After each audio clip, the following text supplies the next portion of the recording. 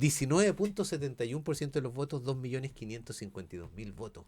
Fenómeno en la presidencial. ¿Qué te parece, candidatos? Los candidatos digitales se han dado a llamar, ¿ah? Algunos, no sé. ¿Cómo lo ves tú, Jairo? Bueno, veamos esto por partes Por porque partes, vamos primero. son muchas cosas, ¿no? La primera de ellas es que los dos candidatos principales iban a salir.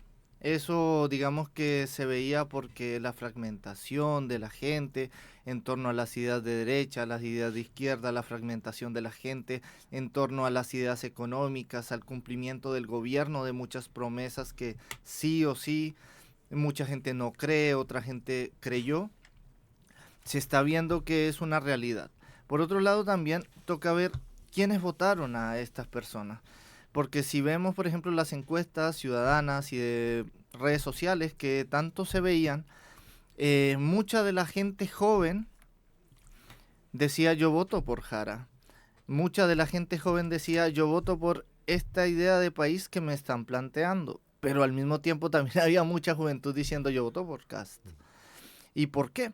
Porque mucha gente aspira a tener una mejor economía, aspira a tener una mejor defensa de los derechos de la libertad y todo, y ve que en este gobierno hubo tanto incumplimiento que, que eso también llamó a que muchos de los jóvenes tuvieran un acercamiento más a ideas más radicales, porque hoy en día vemos desempleo, vemos que el Producto Interno Bruto de muchas regiones bajó, vemos que mucha actividad económica se desvirtuó, entonces eso hizo que un candidato de izquierda, y esto lo digo con muchísimo respeto, que saliera, la única que tenía capital político era Jara. De hecho, hablaba con mucha gente de diferentes partidos y todo, y ellos me decían, desde la izquierda, la única que tenía posibilidades era Jara. De hecho, no tienen otro candidato construido que tenga esa fuerza electoral.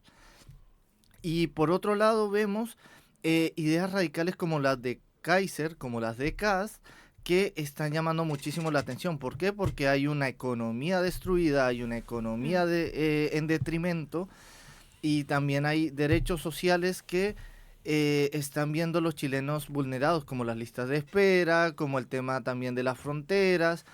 Y recuperar todos esos valores llama mucho la atención. Ahora, ¿qué pasó con Franco Parisi? A mí no me sorprende tanto en realidad lo que él dijo con lo que pasó en la votación. Nosotros fuimos a Maullín en la campaña y casi todo Maullín nos decía Franco Parisi, Franco Parisi, Franco Parisi. Hablábamos con campesinos de la región, Franco Parisi, Franco Parisi, Franco Parisi.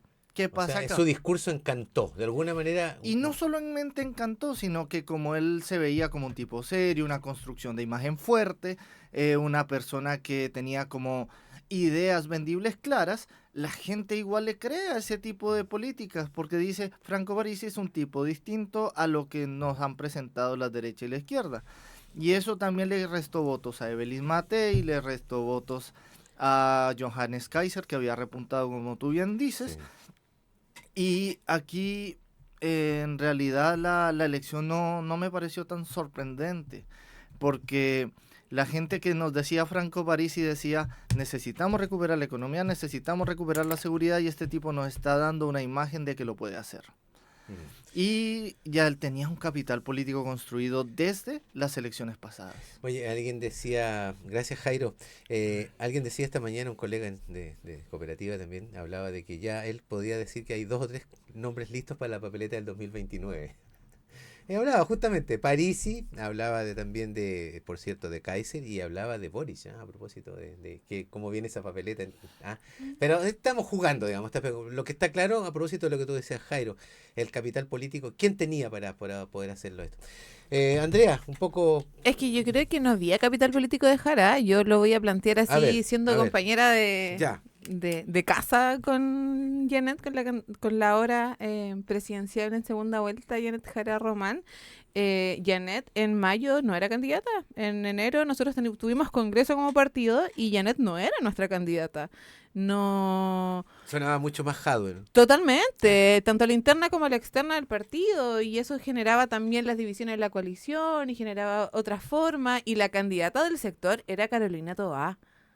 Y digamos las cosas como son, nosotros fuimos a una primaria para que ganara Carolina Toá y ganara Socialismo Democrático, porque lo que se implantaba en ese periodo en la prensa era de que la única forma de ganarla en la ultraderecha era con una mujer como Carolina Toá. De centro izquierda. De centro izquierda, y que en cierta forma igual tuvo una performática muy similar a la que tuvo Evelyn Matei en la primera vuelta. O sea, a mí me gusta mucho esto de seguir cómo se maquetea un poco los personajes, los candidatos, y Evelyn Matei era una Margaret Thatcher, pero impecable en todos los debates, en todas las presentaciones. Y eso es una imagen que efectivamente tú le estás entregando al país, de que efectivamente podéis ser una mujer súper dura, que era el rol que cumplía la Evelyn Matei hace un par de años atrás dentro de la derecha, del partido más derechista dentro de lo democrático que teníamos hasta hace un par de años, y la Carolina Toá era más o menos similar desde este otro sector del progresismo. Una mujer súper dura, súper clara, había sido ministra del Interior, era quien tenía, en cierta forma, el sartén por el mango en seguridad. Pero no es eso lo que elige el electorado, po. En primaria, que nosotros nos vamos a una primaria amplia, a la Carolina Toá la respaldan 5 partidos, si no me equivoco, 4 partidos, está Winter con un partido y nosotros con uno, y gana Janet porque no gana el Partido Comunista. Gana la idea y el liderazgo que genera Janet. O sea, los atributos fueron... Los atributos. Y ahí yo creo que más allá del atributo de Janet, de la capacidad que tiene el equipo de reafirmarse, de reconfirmarse el día 2, creo que aquí... Eso va en la línea de lo que dice Jairo, sí, o sea, finalmente son construcción de liderazgo, o sea, son los liderazgos los que ganan más que la representación de un sector político. Es que es lo que hablábamos ayer. Yo creo que aquí el pensar que los partidos hegemónicos del siglo XX seguimos teniendo la línea de política de los últimos 10 o próximos 10 años, es porque no estamos entendiendo mucho cómo se está moviendo la nueva sociedad. ¿Cachai? Interesante, espera. Vamos, Cosut, ingresa al debate para que demos vuelta un poco. No, mira, escuchando a Andrea con detención y a Jairo, por supuesto, yo creo que aquí hay cosas que no podemos obviar respecto de cómo se fue construyendo este proceso electoral que culminó en su primera etapa, porque todavía nos queda el balotaje ayer domingo. A propósito de lo que tú decías, Andrea, mira, yo creo que no hay que ser muy acucioso para darse cuenta que si una primaria concurre muy poca gente a votar, yo creo que siempre tiene la mejor opción los partidos que son bastante más ordenados y disciplinados. Y a mí me parece que en el caso de Carolina Toá, a propósito de lo que tú estás señalando, yo creo que hubo 2 cosas que a mí me hicieron mucho ruido. Yo voté por Carolina Toá. Yo soy de la generación de Carolina Toá. La conozco y le tengo mucho respeto, además por la historia de vida que ella tiene y el testimonio que ella ha dado en ese sentido. Ella es si yo comparo a las 2 candidatas, lo voy a hacer con mucho respeto también, yo creo que ella tenía mucho más densidad, sin lugar a dudas. Totalmente. Pero hablaba en difícil. Y en un periodo de tiempo tan acotado, tan corto, tú no puedes tratar de penetrar a la sociedad en su conjunto. Solo en lo cognitivo, es decir, puros conocimientos. Exactamente. Pero la primaria no es una primaria para todo el electorado, eso, es una primaria de nicho. Sí, ojo, pero está abierto también a todas las personas que no son militantes, claro, que son independientes. Y hoy día los independientes son mayoría en este país. Por lo tanto como decir que es de nicho, ahí tengo una diferencia también contigo. Entonces, eso es lo primero. Y en lo segundo, me parece a mí que también me hizo mucho ruido, y es que uno constata finalmente que los partidos otrora de la centro-izquierda, que fueron fuertes, hoy día están absolutamente desfondados. No movilizan gente, no convocan gente. Y entonces, en un escenario como ese, en donde un periodo de tiempo muy acotado, y tienes muy poco tiempo para poder desarrollar la campaña, finalmente yo creo que el partido más disciplinado se iba a quedar con la presea. Y así fue. Yo creo que yo me atrevo a decir que en un escenario con Carolina Toá, en una campaña de más largo plazo, de más largo aliento, me parece a mí que habríamos tenido, quizás hoy día, el escenario habría sido un poquito distinto. Honestamente lo digo. Pero bueno, la historia ya está escrita, la historia está contada, ya los hechos ya los conocemos. Pero yo insisto en que Hoy día hay mucha inmediatez en la política y también lo veo en los partidos políticos. La mejor demostración es que no hay ningún partido político, salvo candidatos como Kast, candidatos como Parisi, que Parisi arma un partido instrumental, porque eso es lo que tiene, un partido para él, que es un partido que funciona y no funciona. Esperemos que sus candidatos electos hoy día duren 6 meses, digamos, siendo militantes de ese partido. Pero hoy día, candidatos como Kast, candidatos como Parisi, ¿qué es lo que han mostrado? Además de ser perseverantes, fueron capaces de construir una plataforma. Los partidos tradicionales te levantan las candidaturas y así como te las levantan, las hacen desaparecer. Yo no he visto un solo partido tradicional que haya insistido con un candidato en los últimos 15 años. Ni uno. Jairo, lo veo escuchando atentamente aquí a sus compañeros de panel. ¿Cómo entras tú en eso desde tu perspectiva política también? Bueno, yo quiero aclarar algunos puntos acá. Cuando hablo de capital político para Jara, hablo de una personalidad construida a base del carisma.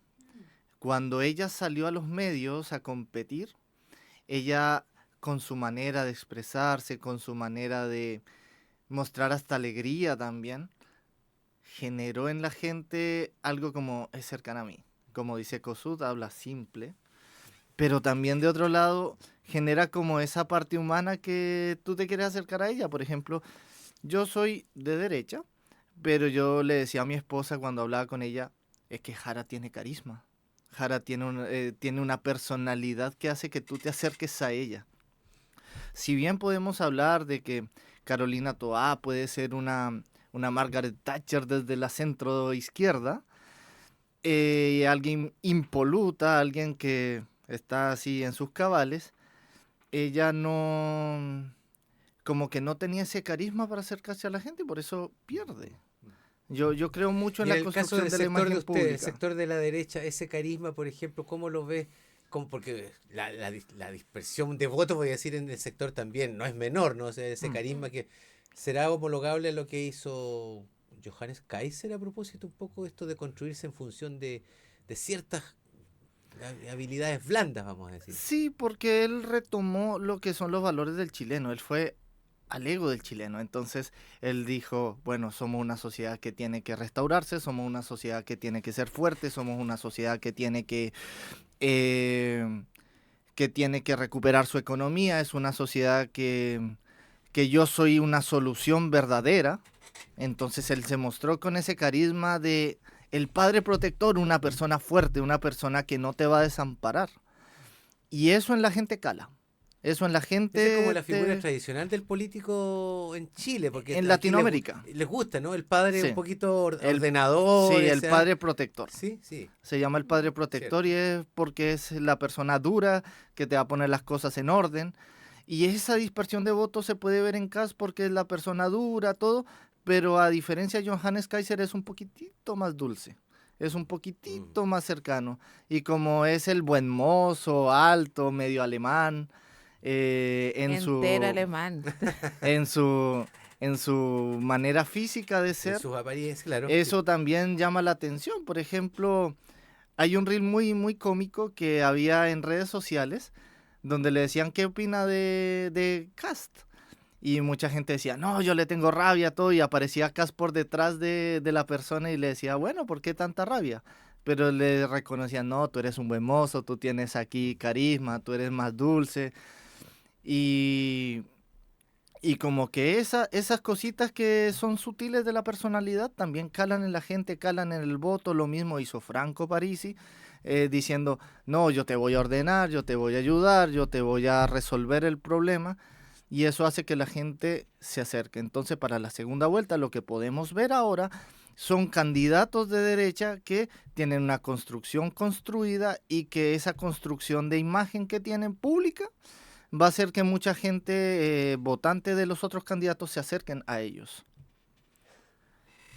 Oiga, Andrea, ¿qué piensas tú efectivamente? Este tema de los atributos va a ser el que va a mandar también en la segunda vuelta, más allá de que también venga un trabajo profundo con los programas. Tú hablábamos delante en el primer bloque de que ahora va a haber tiempo, o va a ser súper necesario también ingresar a los programas, porque mucha gente o una parte importante del país quiere escuchar a José Antonio Kast explicando su programa y explicando varias de las medidas.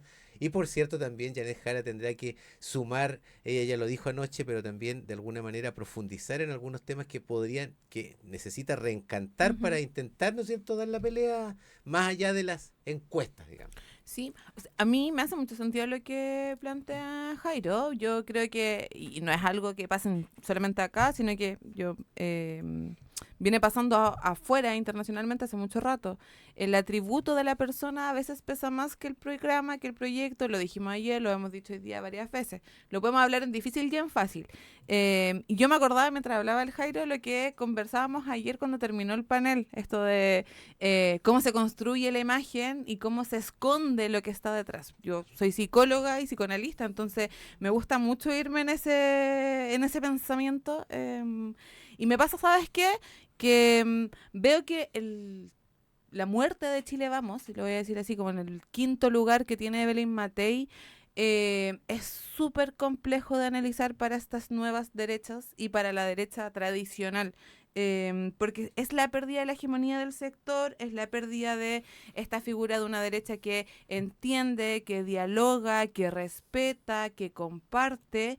Y yo ahí difiero con Jairo. Aquí no hay un padre protector. Yo creo que el padre protector es la figura que se muere con Chile Vamos, con la candidatura de Evelyn Matei, y que desaparece aquí el ideario de alguien que pueda venir a sostener lo que representó Sebastián Piñera para su sector en su momento. Y Sebastián Piñera como un gran artífice de la política de la derecha de los últimos 20 años también, pues como una persona que tensó a la derecha a llevarse a volver a la batalla presidencial. Y aquí lo que yo veo y se está como sintiendo es que este cambio a este padre protector que tú dices de Johannes Kaiser, yo lo veo completamente distinto. Para mí Kaiser es el artífice de un padre castigador, súper oscuro, lo mismo Kast, que por un lado te pone una cara súper dulce, bonita, pero por el otro lado el castigo, el maltrato, la violación sistemática de los derechos humanos es lo que está primando. Yo creo que ahí hay que ser súper claros. Aquí Chile tiene una herida súper profunda y digamos las cosas como son, se llama dictadura y se llama violación a los derechos humanos y trauma transgeneracional. Y el trauma transgeneracional es lo que hoy día nos tiene en esta elección, y creo que podría explicar un poco por qué ideas como las de Franco Parisi salen tanto a la luz, porque finalmente es un pueblo que está dolido, es un pueblo que está dolido de creer de que la esperanza nunca llegó, de que íbamos a tener mejores sistemas, de que íbamos a romper con el neoliberalismo, de los 30 años de gobierno de la concertación. Bien. Eso es lo que sale ahí. Bien. Mira, vamos a quedarnos con este concepto, trauma transgeneracional. Lo dejé anotado para que lo podamos de alguna manera retomar. 9:57, los invito a una breve pausa y ya estamos en el tercer bloque de nuestro primer café cooperativo en este lunes.